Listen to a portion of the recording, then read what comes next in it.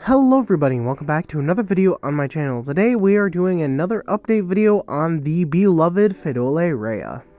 It's been almost 2 months since the last update video on the Pheidole rhea, so let's go ahead and see how they've been doing. So this nest here that you are looking at is the mainly wet nest, I guess. It's the most highly humidified nest that is in the entirety of the 3 nests. I don't know why I worded that so weirdly. But as you can see, for some reason they have tons of just seeds in there, which kind of makes no sense. You'd think they'd put them in the driest nest, but I don't make the rules, they do. This nest is always the least populated out of them all, but it still always has a decent amount, as you can see. I mean, there's majors in here, there's tons of seeds, there's also some brood in here. Oftentimes they'll just stick a late brood in here, but, you know, as you can see, it is quite wet. Also, just like in the grass cornice thing, I overwatered this nest a little bit, but, I mean, they don't mind.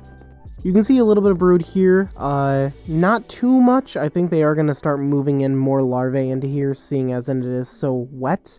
But anyways, let's move on to the other nest. This nest, as you can see, I can't do any macro in here. It is literally filled to the brim. You can see that also a good decent amount of it is just completely just condensated over, so I can't really record much of anything in here.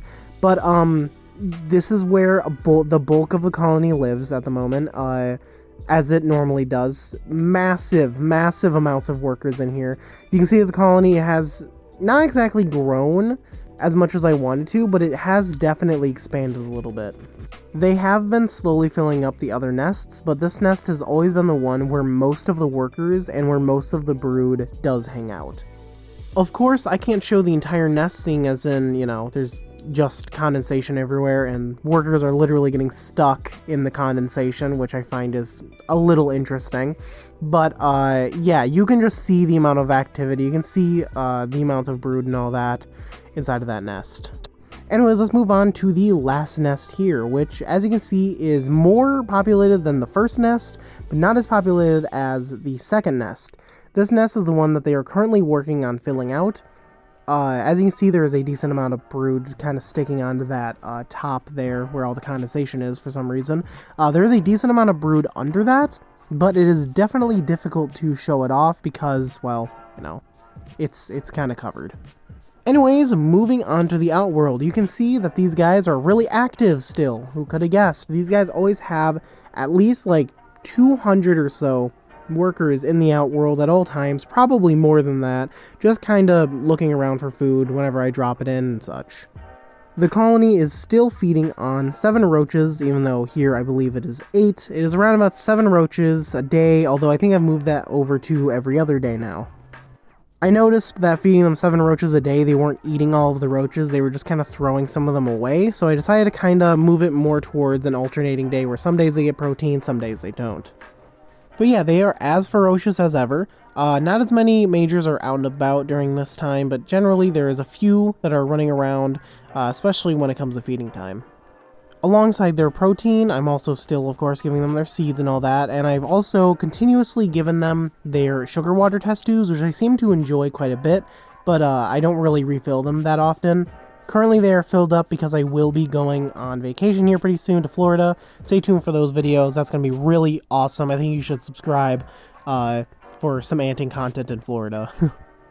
Here's some macro footage of these guys actually eating their food. I try to do this every once in a while. Sadly, my better macro lens for this ended up... It's currently packed in my backpack, prepared for Florida. So you're going to have to deal with my really close-up one, which I'm actively getting attacked by ants while I'm recording this footage. But yeah, overall, this colony is doing pretty well. Of course, over the course of the time that I'm going to be gone, which could be anywhere from 1 week to 2 weeks, I am going to have someone look after them because they do need some type of daily maintenance. Whether that be just throwing in food, making sure they have their sugar water, and of course, making sure their barrier is very well kept up. If it's the one thing that I have to replace the most on this colony, it is their barrier because they go through it so fast. This is the sugar water test tubes, or the sugar water reservoir that I ended up putting in there. This is the kind of trailing around it. I didn't really show much of it for some reason. I don't know why. But generally it's just like 2 test tubes that are completely filled up with sugar water. It's not that interesting. This major is a lot more interesting though. Anyways, that is about all I have to cover for this colony after a month. So I hope you guys enjoyed this video. Like the video if you like it, dislike if you dislike, subscribe if you're new. Check out all the links in the description. Check out, you know, everything, the Discord server, the Patreon, the Instagram, all that fun stuff. And I'll talk to you guys in the next video. Bye.